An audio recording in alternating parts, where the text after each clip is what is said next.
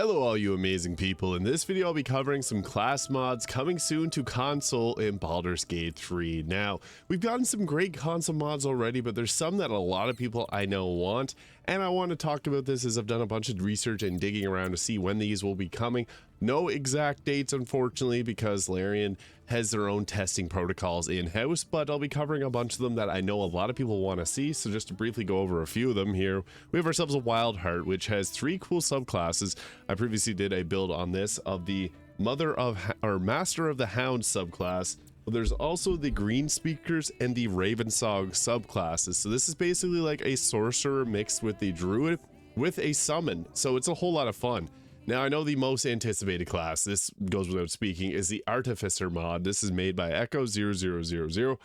This one will hopefully be coming soon. I'm thinking hopefully maybe this week or next, because this one has been extremely hyped up. It's got 164 downloads already, and that's just on PC. On console, it's going to probably break the 1 million, because this is one of the most anticipated mods. It went live on September 18th, 2024, and this mod is really, really well done. Now, it has 4 distinct subclasses. I'll get into it in a moment, because I know a lot of people really want this one.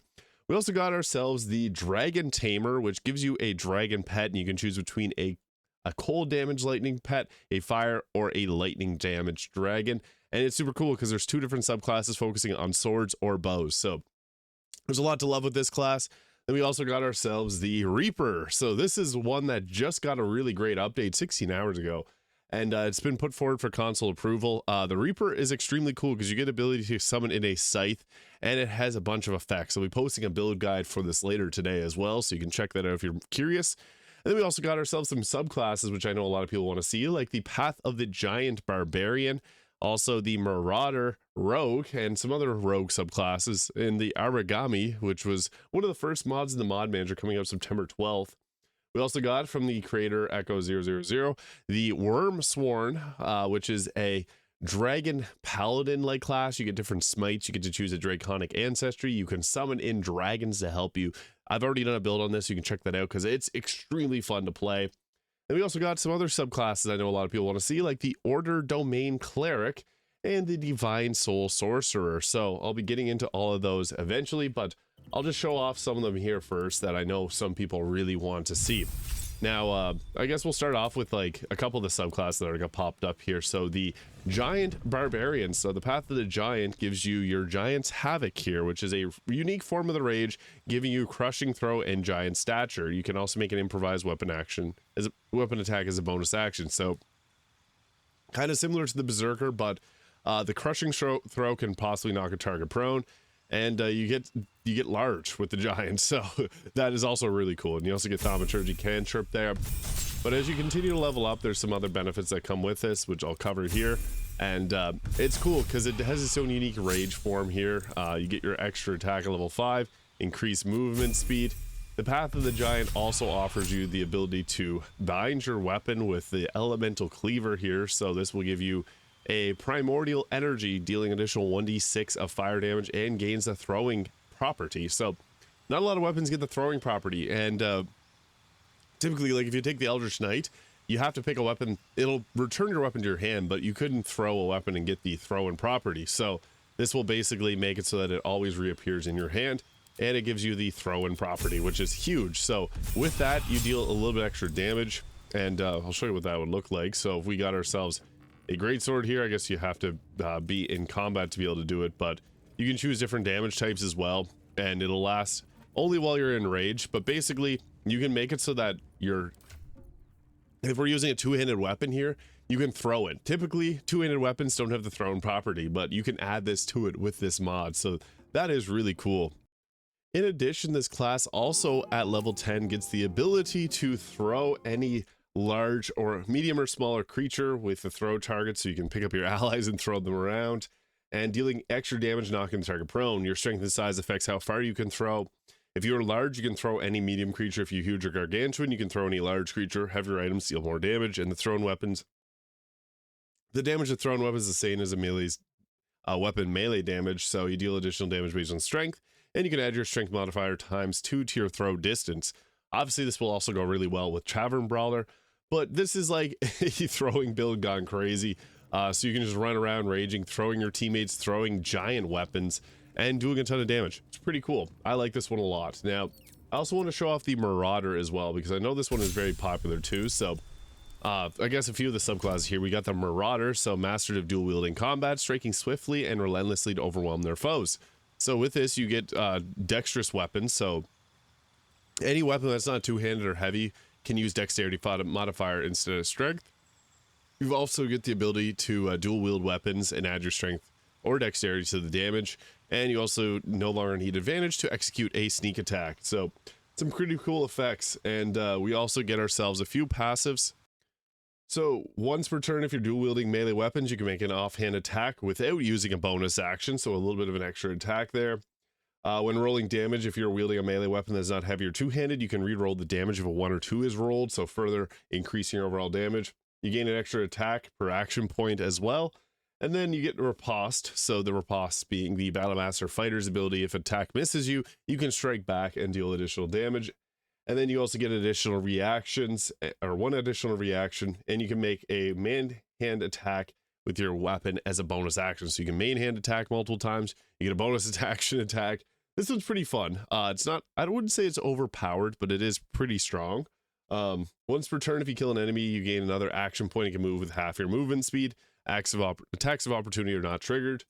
And then you also get, when you're dual wielding weapons, anytime you attack with your main hand, you can make an attack with your offhand without using a bonus action. So lots of fun effects with 2 weapons here. In addition, we also have the Origami here, which is a cool subclass, kind of like a Shadow Monk, or Shadow Rogue kind of subclass. So get Dark Vision, you get the Shadow Steps. You can, this is what the Shadow Monk gets. Bonus action, you have advantage on your next melee attack roll as well. And you get Darkness, which is an incredible spell. So at level 7, you also get a somewhat similar version of Shadow Blade that you can just pull up and use as a weapon. And then at level 9, you get a version of the Beckoning Darkness that you can use on enemies, so it'll deal necrotic damage over time to them. And you also get Cloak of Shadows, allowing you to go invisible. So some pretty cool effects to these 2 rogue subclasses. I know a lot of people like the rogue, so I just want to touch on those there. But looking at some of the other classes, I guess I'll just briefly take you through my whole list. We'll next focus on the Artificer mod here, but I got a ton of mods. You can see there, quite a few of them.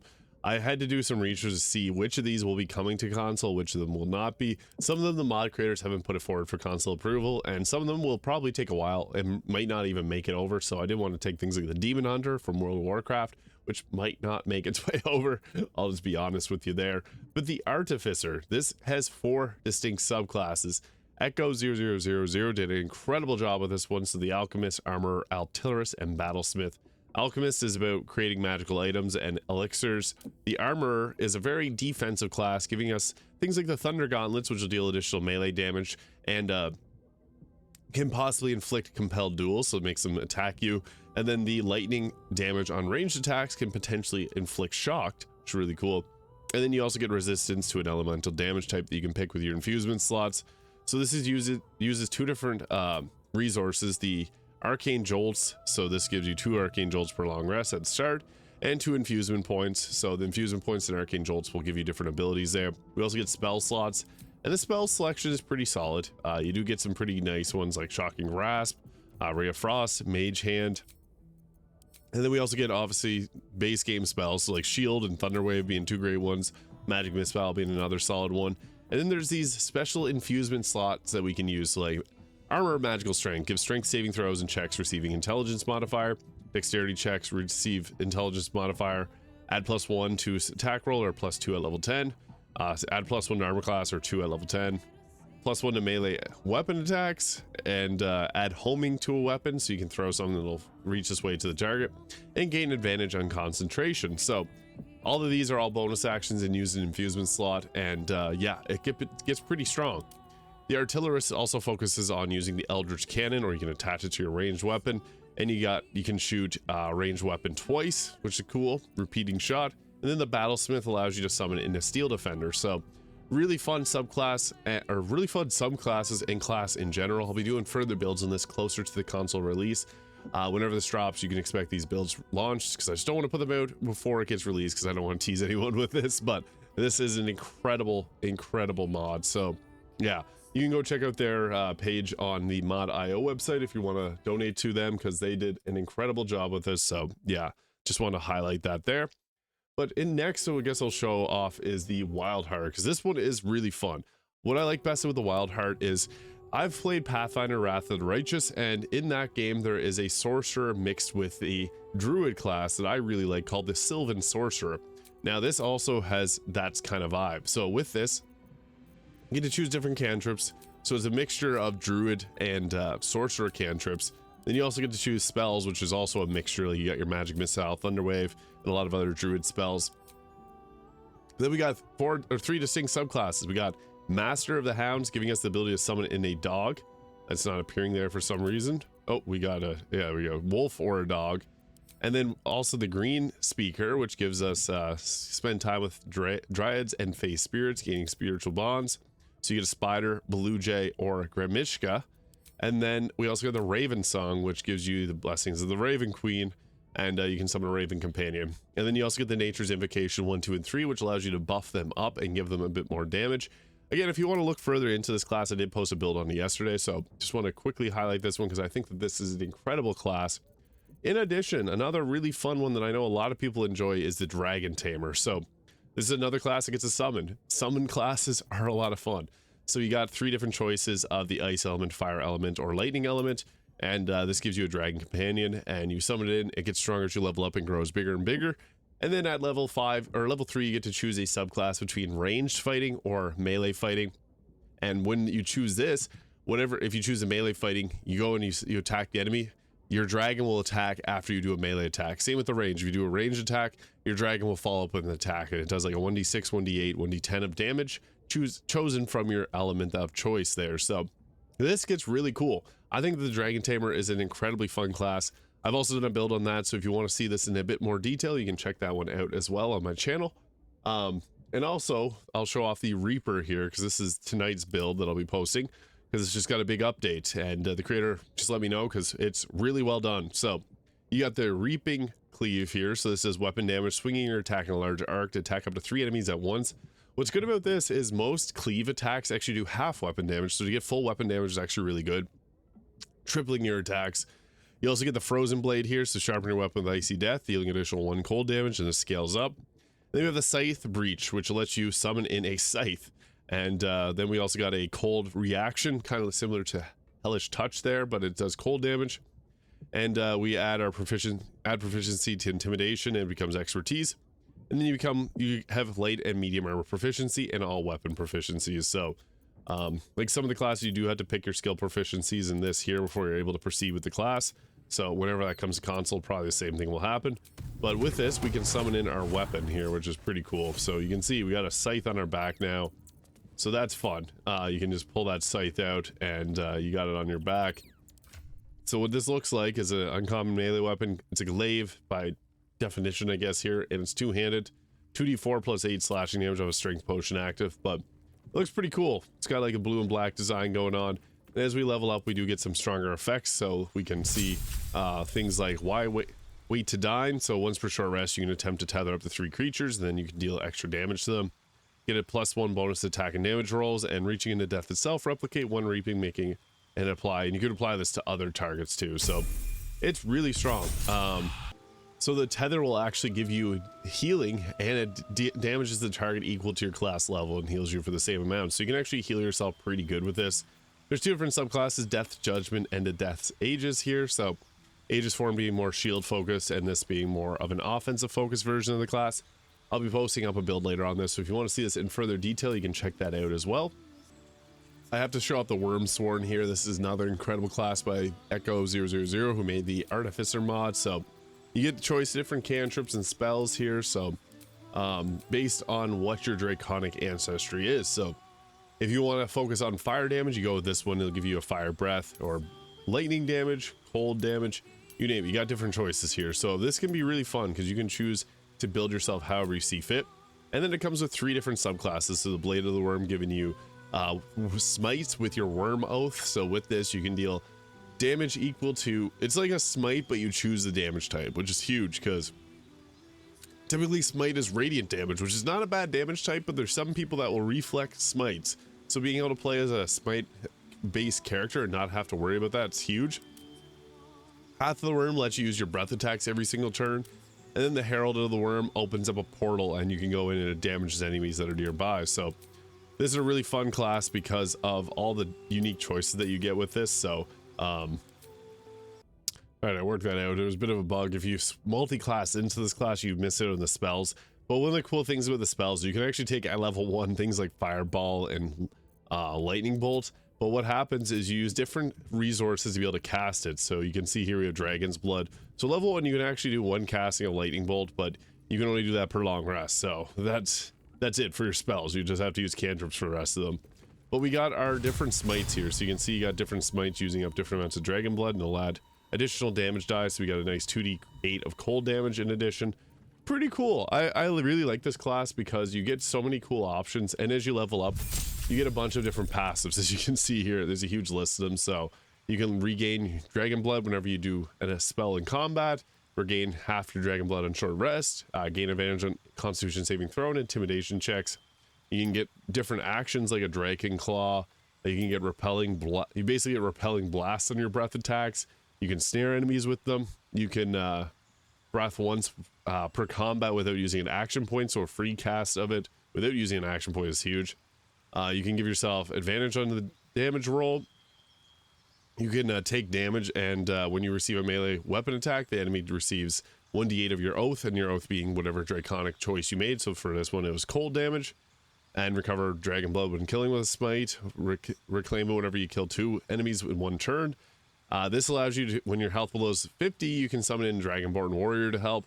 This, you can summon 2 Dragonborn ranged warriors to help when you take out an enemy. This one gives you 2 ranged and 2 melee ones whenever you basically make yourself vulnerable to all damage types, so you take double damage.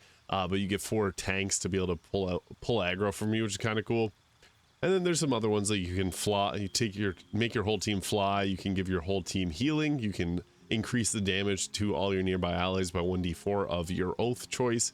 And then you can give resistance to whatever oath damage. And then also you can protect them by taking damage yourself and giving 10 temporary health to the whole team. Pretty cool. I really like the Worm Soren class myself. It adds a whole lot to the game. Now I just want to focus lastly on 2 of the classes I know a lot of people want to see. So I was going to focus on the Twilight domain, but I want to focus on the Order domain for this one. So I do think Twilight, Forge, Order, and Scorch domain will all end up coming here. But basically with the Order domain, we get ourselves Command and Heroism at level 1. And then there's some different spell choices that you get also. You also get the Voice of Authority here. So when you cast a spell at first level or higher that targets 1 or more allies, you can grant your targets an extra attack on their turn that uses the reaction. So that's really nice. You can make your teammates stronger this way. So pretty effective. And we also get our choice in spells here for the Cleric spells list. And then at level 2 we get our Order Demand, which are Channel Divinity, exert an intimidating presence over others, possibly charming them until the end of your turn, as well as disarming them. So disarming an enemy is huge because then you just go pick their weapon up and they become pretty useless. So very effective benefits. The domain spells at level 3 are Hold Person and Calm Emotions, and this replaces the normal Zone of Truth, so that this wouldn't allow so console users would be able to play this, so they just made it swapped with the spell Calm Emotions. At level 5 you get Mass Healing Word and Slow. Level 6 you get Embodiment of the Law. When you cast an enchantment spell of first level or higher, you can spend 1 law point to change the casting time to bonus action rather than an action. So that's really nice, being able to fast cast like that, quicken spell almost. At level 7 you get Death Ward and Dimension Door. This replaces Compulsion and Locate Creature. And then at level 8 we get Divine Strike, so this adds 1d8 of psychic damage, which is really nice. Then domain spells at level 9 are Hold Monster and Dominate Person. And at level 14, if you have an increased level mod, you get your Divine Strike goes up to 2d8. And then at level 17, when you deal creature with your Divine Strike feature, you can curse that creature instead of your next turn. Whenever you or your allies do damage to the target, it'll take an additional 2d8 psychic damage and the curse will end. So that's pretty good. Being able to double damage the target, really nice. Now, the last one we'll be focusing on here is the Divine Soul Sorcerer, which I know a lot of people want to see. So this gives us the Favored by the Gods. After you fail a saving throw or miss with an attack roll, you can add 2d8 or 2d4 to the total. You also get Guidance, a couple different spells. Now, you get your normal spells from the Sorcerer, and you also get the Cleric spells. So this defeats the biggest weakness of the sorcerer, which is its lack of spell selection, because you get to take a bunch of sorcerer or a bunch of cleric spells too, which is incredible. So with this, you basically have full means to be able to do everything a cleric does with quicken spell, and then you also get all the benefits of being a sorcerer. So this is very powerful, and you can also heal a little bit better. You got your quicken spell for being able to upcast, so you could do like a chain lightning and a heal in the same turn, which is pretty crazy. You do get all the same spells that the cleric would get. So at level 6, so at level 11, you get the level 6 spell like Planar Ally, extremely powerful. I really like the Divine Soul Sorcerer. I do feel like it's a bit OP, but just want to post about this because I love this class, and I feel like this will come hopefully soon to consoles. So that was 10 different classes that I just wanted to touch on that'll hopefully be coming soon to console. Let me know which one you're most excited to see in Baldur's Gate 3 and console, PlayStation 5, Xbox. Also, leave a comment with what your favorite mod that released so far is, because I'm always curious what people have been enjoying. So thank you so much for watching. If you found this video useful, please hit the subscribe button below, and I'll see you all in the next video.